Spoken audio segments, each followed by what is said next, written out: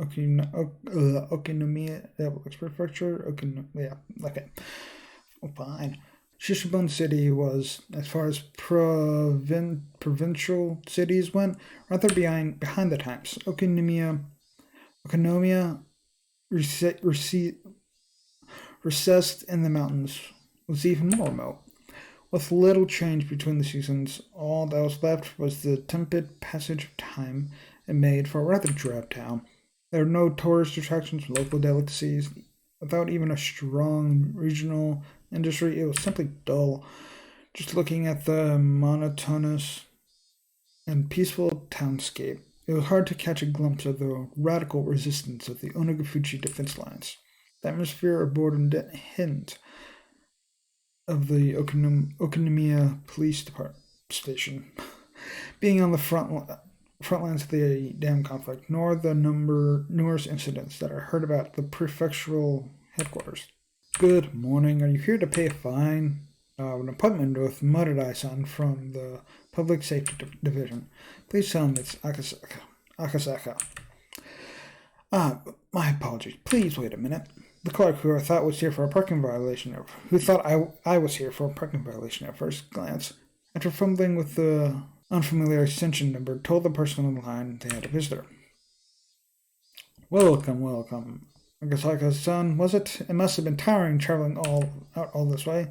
Sorry we have to do this. Here, I tried to reserve a reception room for you, you see, but the counselor suddenly woke up and chased me out.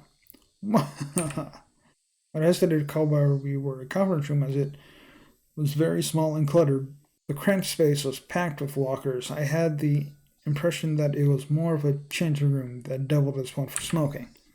Listening to his crude chortles, I didn't get much of a feeling that Marurai, who was head of the local public safety division, was much of an intellectual.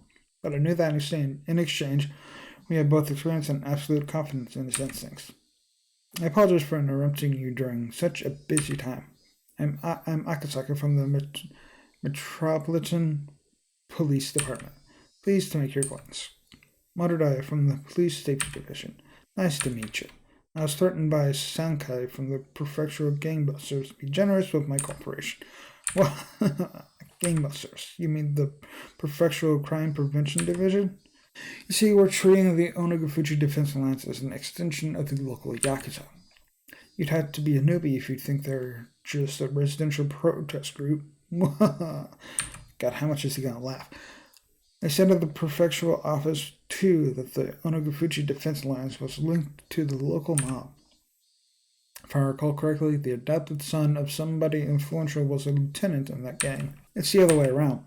The complete opposite. The Yakuza put up the protest group as a front to justify their actions. Just think of it like that. Completely the other way around. Again, laughing. Marurai was just about rolling with laughter. This was slightly different than the info given to me at the prefectural office, but somebody embedded locally would be more knowledgeable. While we were talking, occasionally some people who seemed to be detectives would come in and change. One of those individuals, noticing Marurai's guffaws, came up to us. There's Ooishi. There he is. I was waiting for Ooishi to show up at some point. I was wondering what you guys were talking about. That laugh.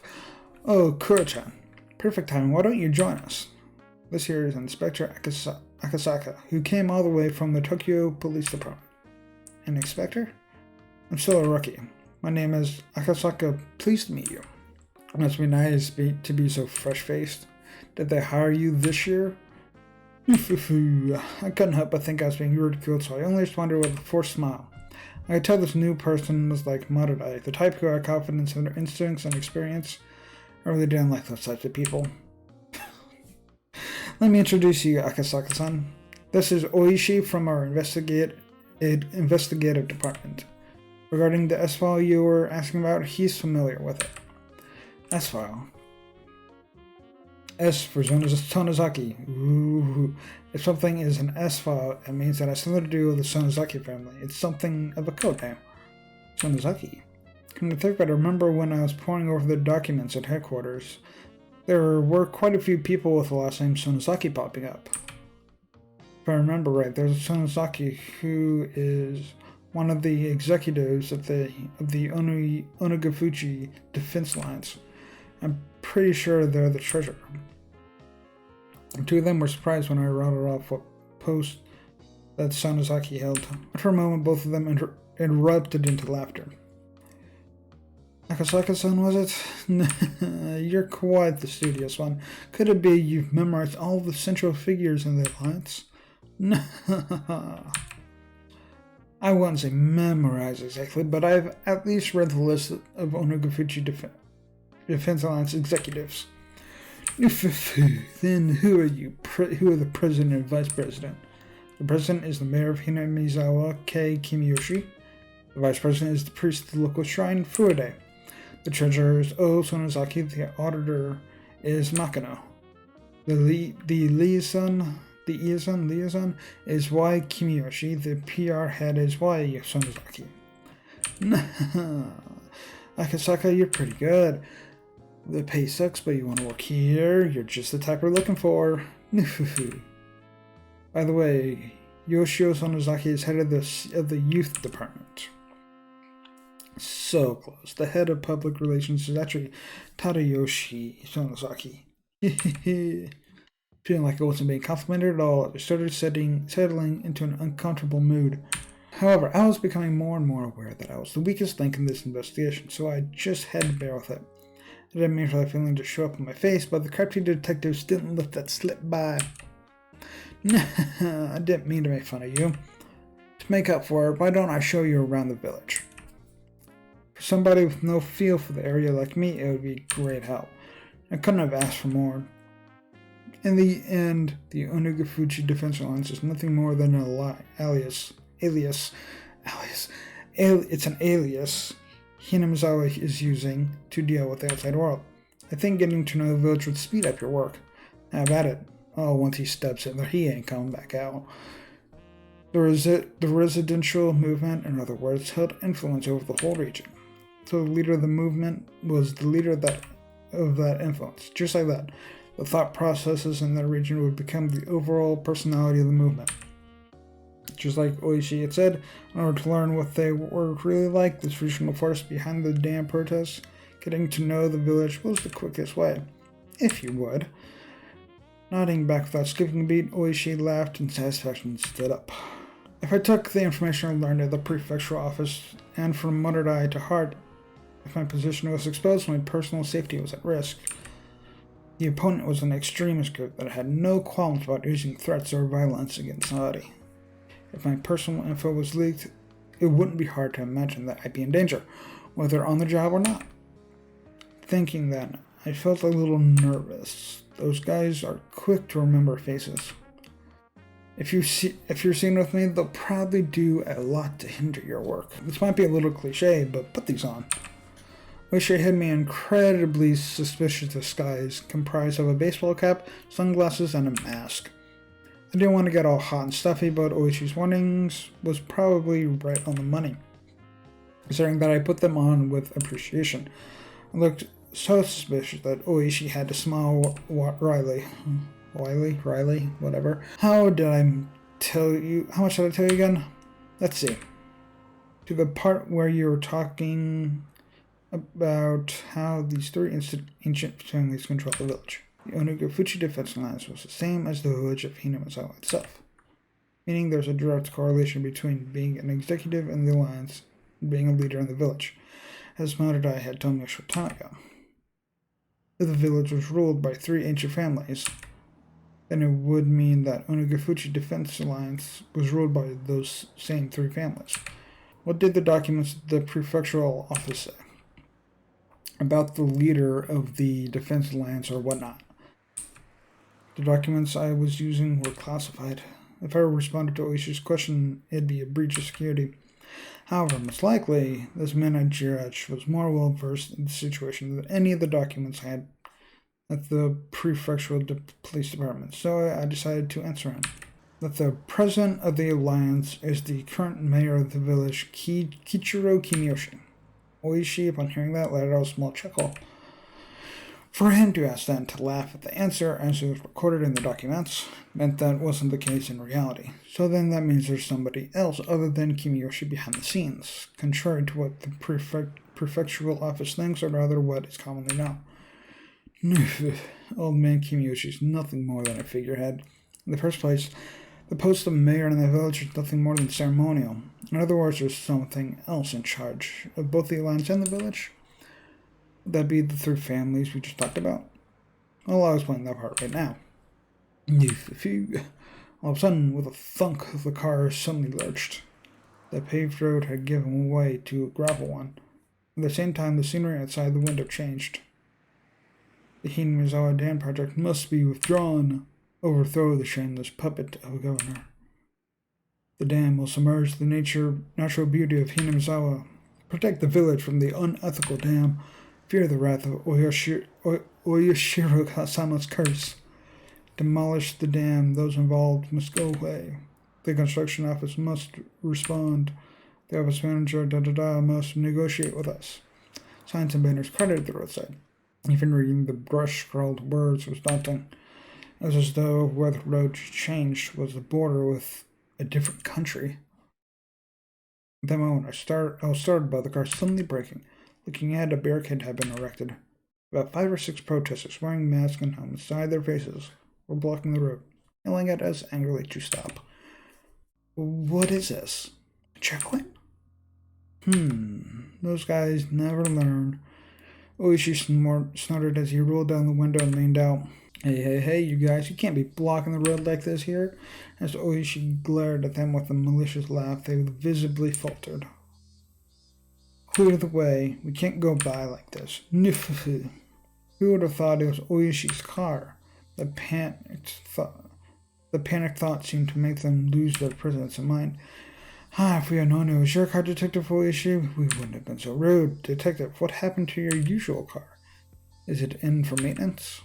Something like that. I just can't get used to this car they loaned me. Judging from their brief conversation, I could guess they were familiar with the license plate of the car Ooishi normally used. In other words, if they knew the car belonged to the police, they would have hidden the barricade. What they were doing was obviously obstruction of traffic, a blatant crime. Who's that suspicious guy? You could show us your face. Could you show us your face is what it says. The man glared at me menacingly. Wearing a mask and sunglasses made me look particularly dubious. When I showing my face get me into some unnecessary trouble, I turned to Ooishi to see what I should do. Give him a break. He's still a shy little rookie. We just wanted to make sure he wasn't anybody suspicious. Hinamizawa has been in a bit of a stir as of late. Have you looked at yourself in the mirror? The mask you're wearing is way more suspicious. The man and Ooishi continued to talk like that, feigning smiles at one another. However, from the beginning to the end, I couldn't get over the feeling I was sitting on a powder keg. Has the number of trucks illegally dumping still not decreased? It's a real hassle dealing with it all the time. If the police could understand and cooperate, it would really help. During their conversation, the barricade was moved, leaving a gap wide enough for a single car to get through. Ooishi lightly honked the horn once and began to roll the car forward. I could see the men's antagonistic glares at the back of the car in the rearview mirror. What was that just now? Walking a public road just like that. Of course it's a crime. Still, if you get worked up over that, it'll never end. Those guys claim there's an infestation of trucks illegally dumping in the village. Their story goes that in order to stop that, they're halting suspicious vehicles for inspection. Illegal dumping? Like corrupt contractors just tossing industrial waste away? Their line of argument is that if the police aren't going to do anything about it, they'll take matters into their own hands. Well, the industrial waste is just something they're doing by themselves anyway. By themselves, they have a pretty good strategy. You see, in order to hinder construction, they've spread industrial waste over by the dam site. Then, blaming it on corrupt contractors, they start initiating these inspections.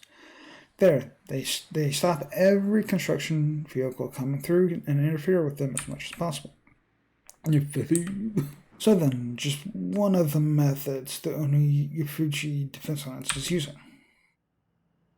With that inspection just now, this car's license plate has probably been recorded. It shouldn't get stopped from here on out. Those guys know very well not to get me angry. See, rumors that if they figure a car is related to the construction in some way, not only would there be checkpoints stopping it at every turn, but they'll be throwing rocks and planting road spikes as well. It's best you be careful so you're not identified. If they find out you're from public safety, who knows what you'll suffer through. Ooishi was acting like we were talking about something fun, but for me it was no laughing matter. It almost feels like we've wandered into a civil war in the Middle East. That's a good way of putting it. It's pretty much just what you said. Ooishi turned to me with a grin and menacing laugh. You see, this here's a war zone. The car slowed down a bit as it went down a narrow road through some farmland. You see that house in the forest over there? That antiquated one? Looking at where Ooishi was pointing, there certainly was an old traditionally designed house. That belongs to the mayor, old man Kimiyoshi. You could say it belonged to the main Kimiyoshi house as well. There's a lot of branches, but they'd be one of the three families. The ancient families that control Hinamizawa. That's right. And one of the others is the Furude family. Their house doesn't even have a single branch, as all that's left is the head priest family. Right over there, there's a shrine. He's the priest there. By the way, the Defense Alliance's office is on the grounds of that shrine. The office of the Onogafuchi Defense Alliance. If these guys were the enemy, that would make the shrine their stronghold. Can we go look over there? The shrine is the Furude family's private property, you see. Being police, we can't set foot there without a warrant. See, they've got a member of their diet with ties to the village backing them up. Basically, being the police has its strengths and weaknesses. Well, even when we talk about the three families, that's something from a long time ago. Way back when those three families used to hold councils to decide things about the village. Meaning it's different now. You got a pretty good nose. That's what I expect from an academic. The car braked to a halt with a squeal. Ahead of where we stopped were several signs. Private property beyond, no trespassing. Beware of poisonous snakes. Danger, turn back. Intruders will be charged an entry fee of 1,000,000 yen. Oh, Jesus. Signs were erected there with things like that written on them. The road was separated from the forest by a chain-link fence wrapped in barbed wire. Since this is private property, this is as far as we go. There are several surveillance cameras set up further in. Saying that we just got lost won't work with these guys. They're beyond here, right? The people currently controlling Hinamizawa and the Onogafuchi Defense Alliance were neither the Kimiyoshi family nor the Furude family, but the last of the three. Yeah, beyond here is one of the three families, the Sonozaki family. They're the ones controlling Hinamizawa from the shadows. Among the list of executives recorded with the documents, the number of people with the last names from the three families was high. Of course, Sonozaki was no exception. However, at the top was the Kimiyoshi family. The Kimiyoshi family seemed to be in charge. The rulers behind the scenes were the Sonozaki family. This double-layered structure implicitly told me that this village had both a light and a dark side. The current head of the Sonozaki family is an old lady named Oreo. Oreo. I guess it does kind of sound like Oreo. She had enough clout that you could call her Empress Sonozaki. Be careful, she's no small fry. She's enough of a VIP that even the mayor of the city has to bow before her. While in Hinamizawa and the surrounding areas, their relatives amount to a block of several thousand votes. No politician could show disrespect for that. In other words, that would make her the actual leader of the Onogafuchi Defense Alliance, right? You've got it. With those words, Ooishi pulled out a well-worn cigarette box. The suspected kidnapping of the minister's grandchild and subsequent threats. Were these part of the hidden plot by the Onogafuchi Defense Alliance in order to have the Hinamizawa Dam project cancelled? Came all the way from Tokyo to investigate this, they knew? Huh? Yeah. That's right. Something the matter? Then is it related to that direct appeal incident with the Minister Unigai? If that's the case, then public safety has them marked on a watch list. Something like that? Having you guess that so quickly makes this easy. While exhaling out cigarette smoke, Ooishi smiled broadly, like I just pulled a good one on him. Or so I thought. His smile disappeared suddenly. That's a lie, isn't it? Huh? I mean, the direct appeal putting them on a watch list. That's a lie, isn't it? Ooishi knew there was no way that Tokyo HQ would dispatch an investigator over something as minor as a direct appeal. If they were to dispatch someone, it had to be for a more dire reason. He had figured out as much. I thought of myself as the type of person who doesn't let things show on their face. In front of his watchful gaze, however, I felt that what I was thinking was completely laid bare. Ooishi silently lit another cigarette, as if waiting for me to interject during this awkward pause. I see, so this is a veteran detective's way of getting someone to spill information. But as long as I realize this, there would be nothing more. If I didn't open my mouth, I wouldn't have to lose anything. All I had to do was stare out the window and enjoy the scenery until Ooishi gave up. You really are bad at hiding things, you know? Being so young and earnest isn't so bad. Ooishi smirked as he twisted out his third cigarette, while I tried not to let him notice that I had yielded completely. At first I thought I had won, but at the very least Ooishi had ascertained that I was hiding something, meaning that I might have ended up marching to his tune. Ooishi started up the engine once again and began to move the car. If you'd just been honest with me, I thought I might have been able to help you. How would you help? If the cat was out of the bag, I might as well use this to catch some ice. Well, this depends on what we're talking about. This depends on what we're talking about. But I might be able to set you up with someone who's knowledgeable about the going-ons in Hinamizawa. An informant? I see, is that what you call it? Why are you interested in my case, Ooishi-san? Well, I'm the same as you. Isn't it our business to know things? Being able to meet with Ooishi's informant was an extremely compelling opportunity. We were looking to recruit somebody familiar with the area to collaborate with for intelligence. In the end, there was no better method for finding people than asking. We were always taught, however, that the rank-and-file police were no better than monkeys. Unlike us, they were careless with confidential cases. We looked down on them like they'd run their mouth off in a drunken stupor. Ooishi was an outlaw even amongst them, and here I was lost in thought whether or not I should tell him about the kidnapping of the minister's grandson. As informant, exactly how knowledgeable are they about the Onagafuji Defense Alliance? If you're from public safety, you'd know, wouldn't you? Something like that is something I can't just tell you. Protect your sources. That was the first principle of dealing with confidential information. In that regard, it seemed that Ooishi wasn't one of those monkeys. Should I trust them? Ask for his help? Why not? Or not? It's just that you work for the feds and I work for the prefecture.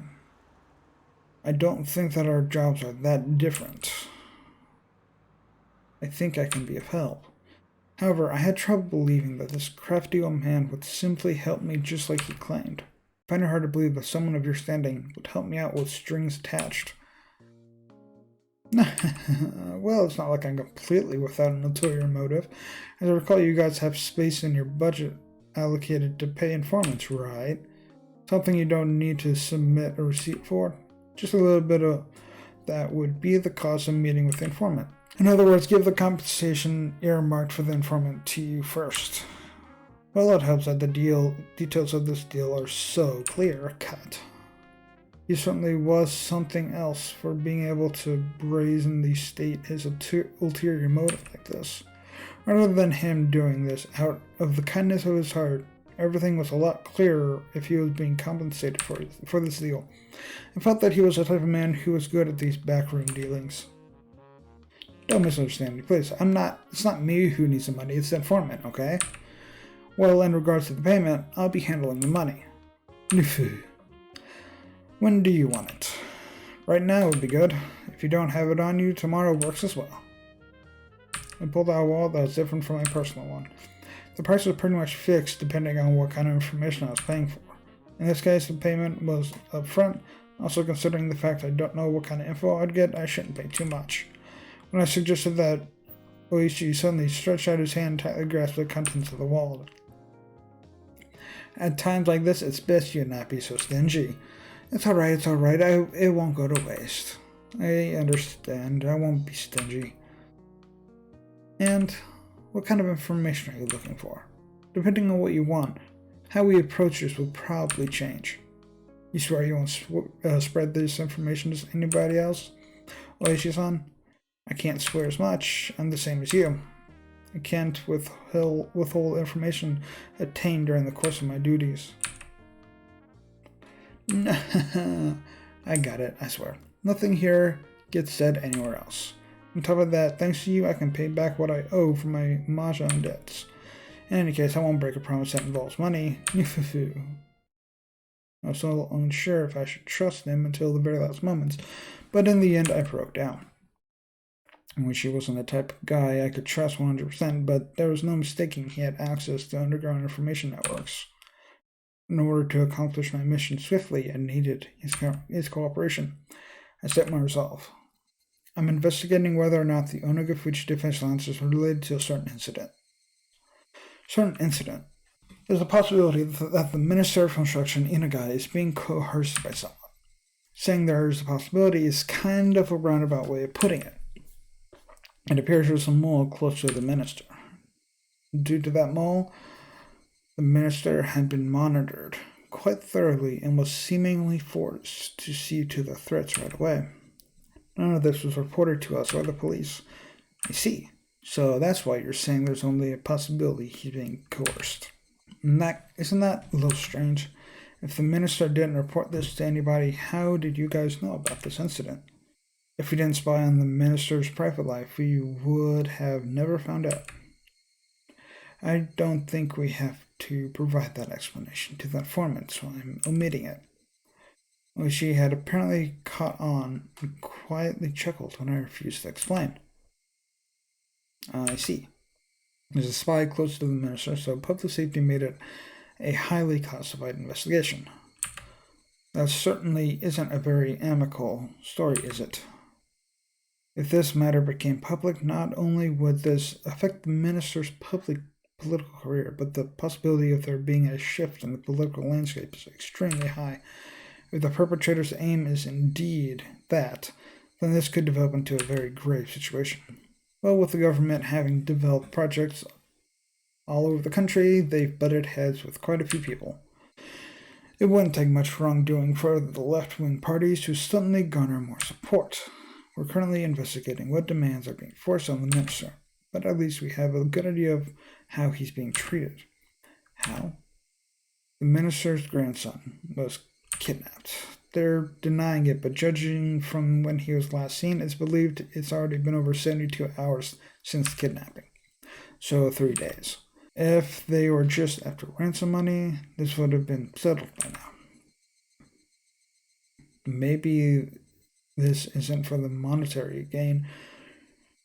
To the possibility that they're forcing the minister to do something politically is extremely high. That's something we just can't consent to. So then the Onagafuchi Defense Alliance was listed as one of the possible perpetrators. That is correct. Kidnap the minister's grandson and demand the cancellation of the dam project. What do you think, Ooishi-san? From your point of view, do you think that it's possible? Ooishi seemed to ponder the idea for a while. The section chief was at the regional office. The section chief at the regional office had responded immediately with, "It's possible." However, Ooishi, who was this well informed about the matter, was hemming and hawing. Finally, just a little bit, he said something that was really just a little bit strange. This was before the Meiji era, you see. This area wasn't named Hinamizawa village back then. It was called Onagafuchi. This is just what I heard from my grandmother. This topic was so completely and suddenly unrelated to the subject of the kidnapping of the minister's grandson that I was taken slightly aback. Onagafuchi. Oh, so that's why they're called the Onagafuchi Defense Alliance. You see, the village of Onagafuchi was said to be inhabited by demons that devoured humans. Even now, it's believed that the blood of these demons partially courses through the veins of the villagers. Demons that devour humans? Ooishi-san, what are you saying? It's information. I got a lot from you just now. A little too much. In exchange, I'm giving you a little freebie. Ooishi finally smiled, but it didn't seem like he was fooling around. Please, continue. You see, these human-devouring demons, normally they were revered as Taoist transcendents and lived tucked away from the rest of the world.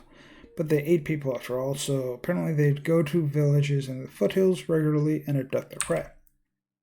They used to call that being demoned away, or onikakushi. Oh, the first game. Demoned away. It was the first time I heard such a peculiar phrase. However, I felt something slightly ominous from that horrifying tale of demons abducting people in order to eat them. Look, you know how there's the common phrase spirited away? When people suddenly go missing one day, they call it that. When the same thing happens around here, they call it being demoned away. How does that old tale relate to the matter at hand? Oh no, there's no direct relationship. I'm just making some small talk here. It's just... Ka-thump, ka-thump. The car shook. At some point, the gravel road had changed back to the paved one. It's just what? That around here, the phrase demoned away is somewhat of a code for disappearances and kidnappings. I just thought I'd mention that. I don't know if this has anything to do with the kidnapping of the minister's grandson. Well, there's no deep meaning behind it. It's just there's that little bit of history. Onikakushi, human-eating demons coming down to the foothills and abducting their prey. Then, in order to cancel the dam project, they threatened to submerge the village they lived in. Did they demon away the minister's grandson? Then, have they already made an example out of the minister's grandson and eaten him alive? It's a bit of an interesting old tale, isn't it? If you set foot in the demon's village without reason, you'll probably be captured and eaten alive. So don't go near Onagafuchi. Kids these days wouldn't have these superstitions, would they? Even amongst the older folk in Okinomiya, born in the Meiji area, there's quite a few who wouldn't heed these warnings. Hinamizawa village was feared by the people in the area. I recall that piece of information I heard from the Prefectural Public Safety Division. In any case, we're in the boonies out here. It's kind of expected there to be some superstitions around. Somebody from Tokyo like you, Akasaka-san, probably couldn't even begin to imagine it, could you?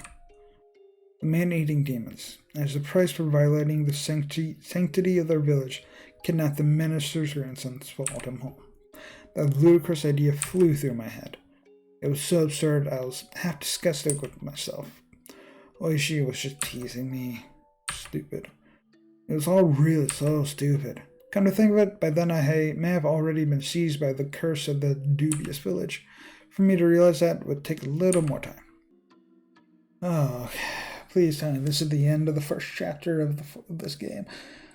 I don't know how much more that throat can take. Oh, okay, thank you. Oh my god. Thank you. Land of the Demons.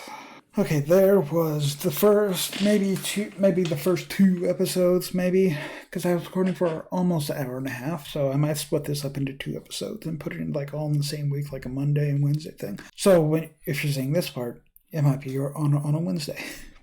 But yeah, there's the first chapter, or I guess sub-chapter of Higurashi, Chapter 4, Himatsubushi. And it looks like, well, the description of the game says we're taking from the point of view of Rika. But for now, it looks like we're taking the point of view of, what was it, Akasaka or something like that?